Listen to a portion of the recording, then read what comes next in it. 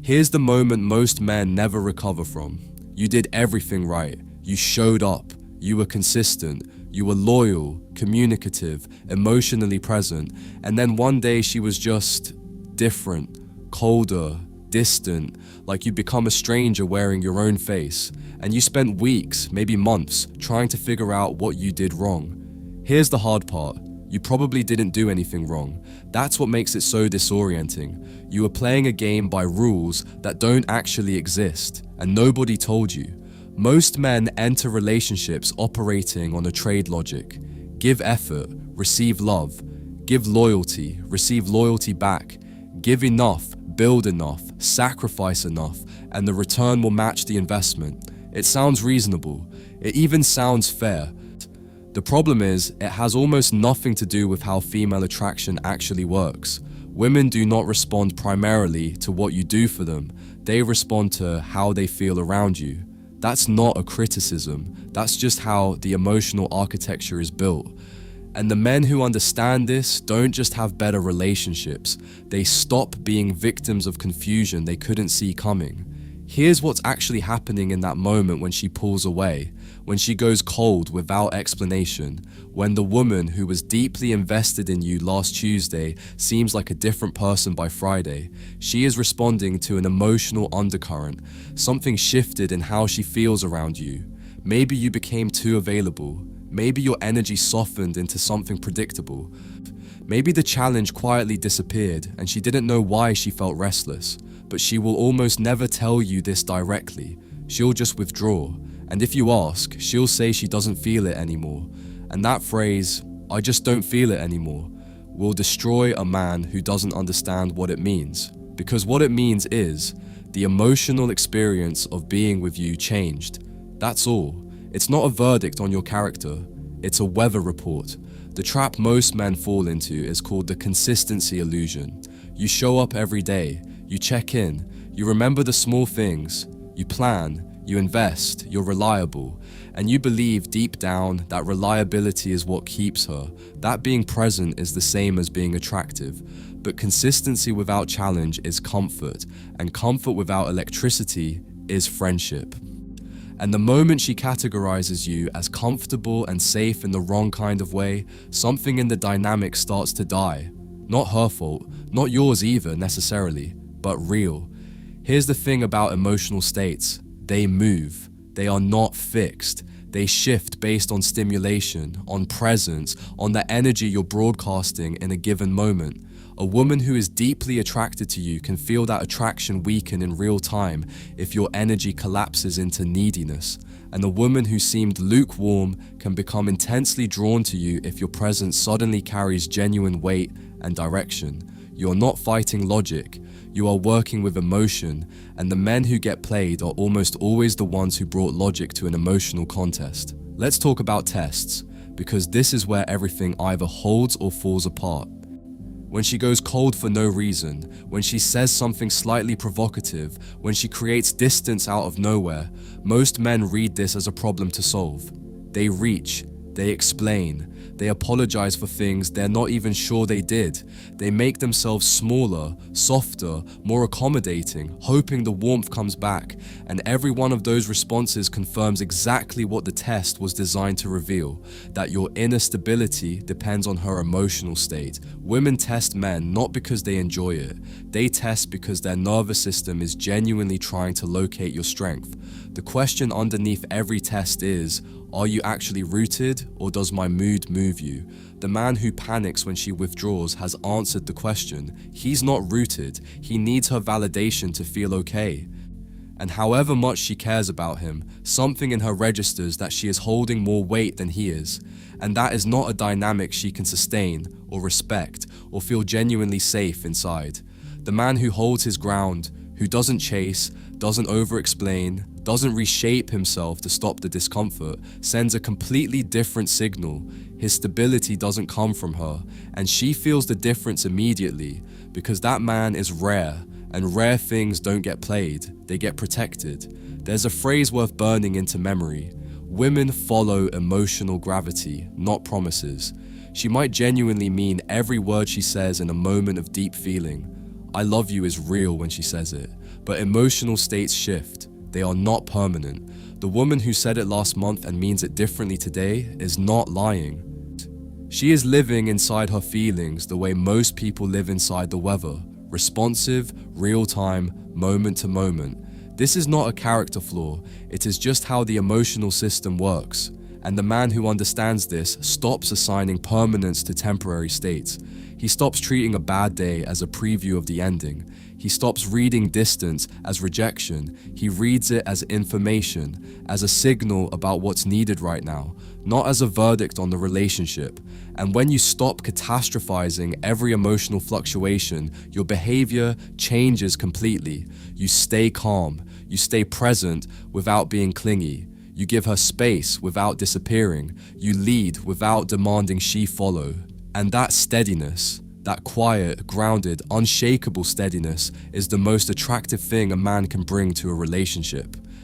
Here's what emotional mastery actually looks like in practice, not in theory, in the room. She's in a bad mood and taking it out on the energy between you. The man who gets played matches her energy, tries to fix it, gets frustrated when fixing doesn't work, and eventually either escalates or retreats. Either way, she has moved you. The man who understands this stays warm but doesn't absorb the chaos.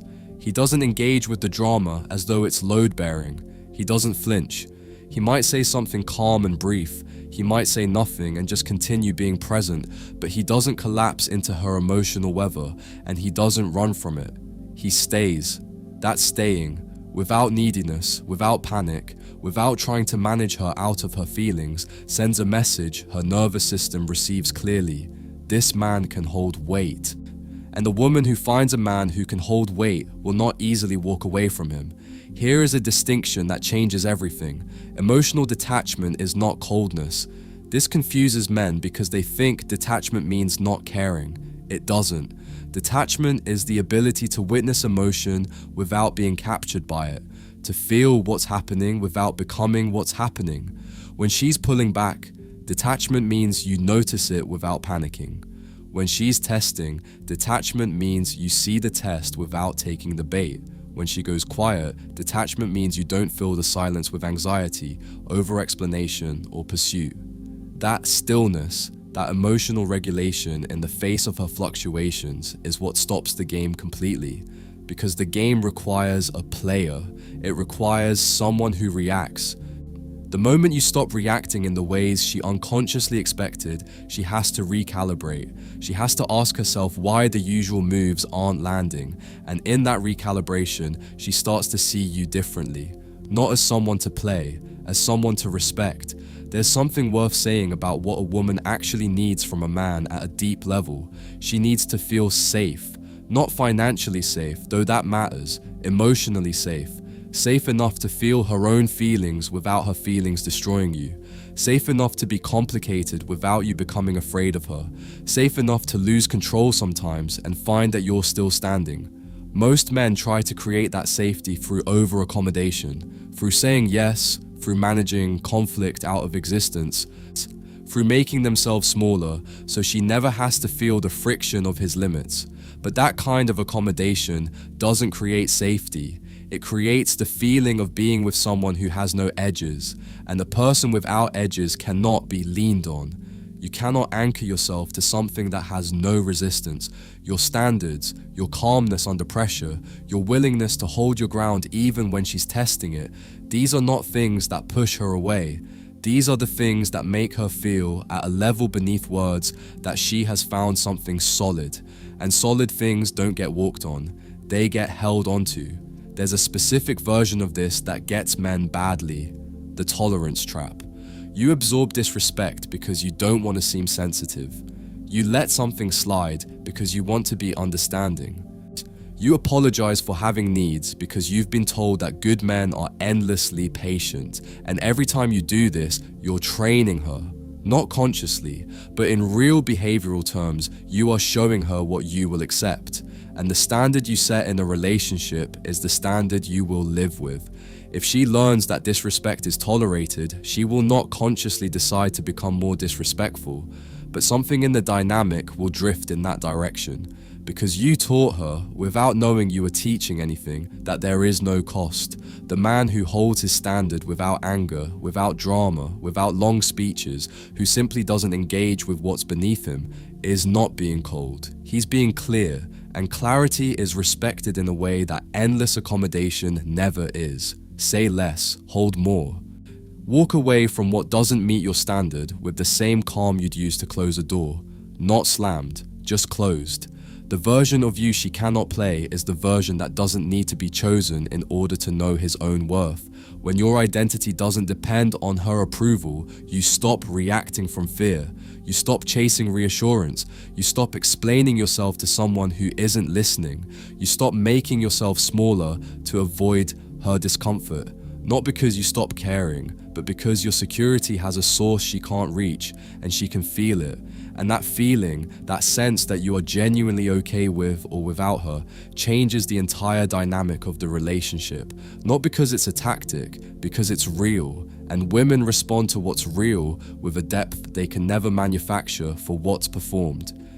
Build a life that doesn't depend on her presence to feel complete, not to punish her, not as a strategy, because it's the right way to live, because your purpose, your peace, your direction should belong to you first. And when that's true, your relationship becomes an addition to a life that is already full, not a rescue for a life that feels empty. That man is hard to manipulate. That man is hard to leave. Not because he's controlling, because his gravity is real. So here is what understanding female psychology actually gives you. Not tricks, not lines, not a way to get what you want without doing the work. It gives you clarity. It gives you the ability to see what's actually happening beneath the surface, so you stop reacting to symptoms and start recognizing patterns. So you stop blaming yourself for things that were never about you. So you stop tolerating things that are clearly about you. You stop getting played, not because you learned how to play the game better. You stop getting played because you stopped needing to play at all. The man she can't forget is not the man who tried the hardest. It's the man who knew himself so well that no version of her chaos could pull him off his foundation. Be that man, not for her, for yourself first, and then watch what that does to everything else.